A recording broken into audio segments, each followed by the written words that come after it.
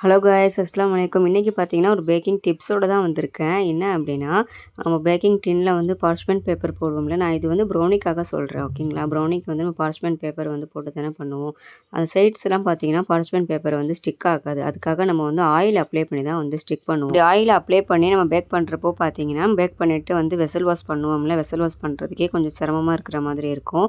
So அதுக்காக தான் நான் இந்த ஒரு சொல்யூஷன் வந்து நானே தான் கண்டுபிடிச்சேன். இது உங்களுக்கும் யூஸ் ஆகுதா அப்படின்னு சொல்லிட்டு நீங்களும் ட்ரை பண்ணி பாருங்கள். இப்போ என்ன அப்படின்னா, ஃபஸ்ட்டு வந்து நம்ம டின்னை வந்து வாஷ் பண்ணி எடுத்து நம்ம எதில் பேக் பண்ணுறோமோ அந்த டின்னை வந்து நல்லா வாஷ் பண்ணி எடுத்துக்கோங்க.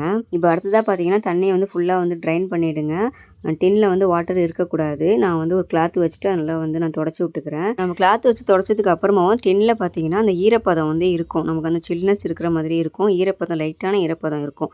அதோட நம்ம வந்து பார்ச்மெண்ட் பேப்பர் வந்து போட்டுடலாம். போட்டுட்டோம் அப்படின்னா சூப்பராக வந்து ஸ்டிக் ஆகிடும். ஆயில் போட்டுட்டு நம்ம சைட்ஸ்லாம் வந்து ஒட்டி விடுவோம். ப்ரௌனி வந்து ஏற்கனவே பேக் பண்ணியிருக்கிறவங்களுக்கு தெரியும். ஹோம் பேக்கருக்கு கண்டிப்பாக அது வந்து ஸ்ட்ரகிள் ஃபேஸ் பண்ணியிருப்பீங்க. ஸோ இது போல் பண்ணுறப்போ பார்த்தீங்கன்னா சைட்ஸ்லாம் வந்து ஆயில் அப்ளை பண்ணணும்னு தேவையில்லை. அந்த ஈரப்பதத்திலே வந்து பார்ச்மெண்ட் பேப்பர் எல்லாமே வந்து ஸ்டிக் ஆகி சைட்ஸில் எல்லாமே ஸ்டிக் ஆகி ஒட்டியிருக்கும்.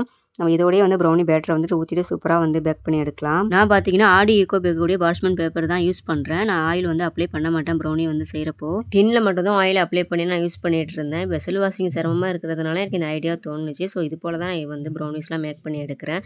நீங்களும் இதை ட்ரை பண்ணி பாருங்கள். உங்களுக்கும் யூஸ்ஃபுல்லாக இருந்துச்சுன்னா கமெண்ட்டில் மறக்காமல் சொல்லுங்கள்.